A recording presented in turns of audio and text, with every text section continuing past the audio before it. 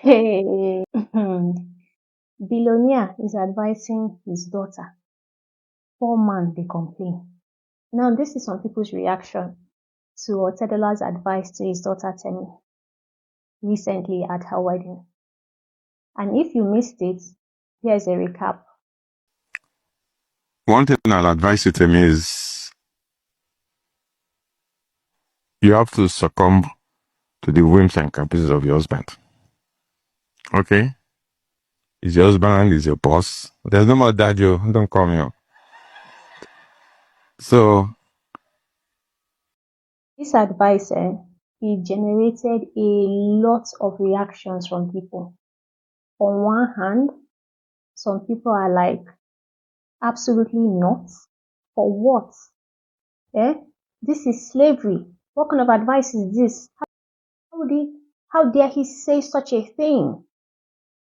And on the other hand, some people believe it's a good advice, a fatherly advice to his beloved daughter. Women should submit to their husband. Women should succumb to the desires of their husband. See, this conversation is bigger than Temi. But first, let's honor the moment. This was a father giving his daughter advice on her wedding day. He spoke from a place of love and his own understanding of marriage as per his generation. But we live in a different world. Times have changed.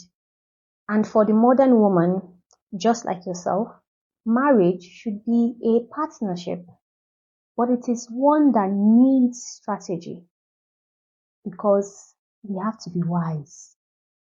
So while his words are pure and his intentions are true, how we interpret it and apply it is what matters. You see, looking at the advice, that word succumb is too heavy. I believe that's the problem a lot of people have with this advice. It sounds like blind submission or slavery, like the woman just has to do anything the man wants, give in to anything he desires, whether she likes it or not. But if we look at the advice objectively, the summary of this advice is a woman yielding to a man. And yieldedness is not such a bad thing in marriage.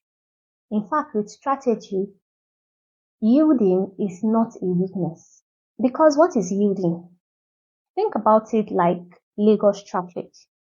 You know how everybody is just driving and moving, and then maybe you get to a narrow part of the road, and then one driver has to pass per time. So if both drivers just like try to go in at the same time, nobody will be able to pass. They will end up blocking the road. In fact, it will cause a gridlock. And everybody will feel it's within his rights. I won't go back for you. You wouldn't move back for me. And then it's just chaos. But just imagine one driver just pause and say, okay, you pass. When you pass, I'll pass. The next person will pass. Like that, like that. There'll be some sort of orderliness and peace will reign and things will go forward. That's what yielding is like in a marriage. Sometimes I have to pause or bring myself back to bring you forward while the other party does the same. So it's not necessarily weakness. It's also wisdom. Or take for instance in real life, a man comes back from work. He's had a rough day. He's tired. He's stressed out. Things didn't really go well that day. And he might be a bit blunt or might not be responsive when he comes back. And if the woman decides, oh, aura for aura, energy for energy, there'll be problem. But if she takes that time to observe his mood and just soften, calm down, just back down a bit, give him some space and just let him be, then there'll be peace. And then later, of course, when things have cooled down, if you have an opinion of how he behaved, you can address it later. So it's a win-win. You're not losing. But then that's the danger. If you're always yielding to any and everything, you start to disappear. Your voice will no longer have power. Your words will no longer have meaning. You might no longer have an opinion or a say in the marriage, which is not how it's supposed to be. And of course, this will build resentment and bitterness on the part of the woman in the marriage. Still taking it back to my traffic reference. Yes, you can pause for this person to pass.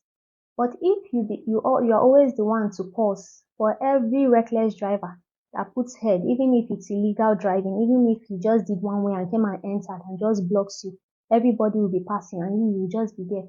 You will not move. You'll never get to your destination. You'll be frustrated at the end of the day. And that's where a lot of women get it wrong because of the way submission has been preached by religion and by culture. We saw the way our mothers submitted, our aunties, some of our relatives, even to their own detriment. So for you to know when to yield and when not to yield, how do you discern when yielding has become dangerous for you, the woman? An instance where there is physical, emotional, or financial abuse. That one, you don't need to say much. When it brings literal harm to your person and you're just expected to bow down and worship him and just keep quiet and not say anything and just take it and swallow it, even if they are pounding you, even if he's belittling you, it will just kill you.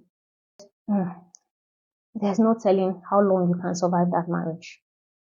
Another instance when not to yield is when yielding, goes against your core value.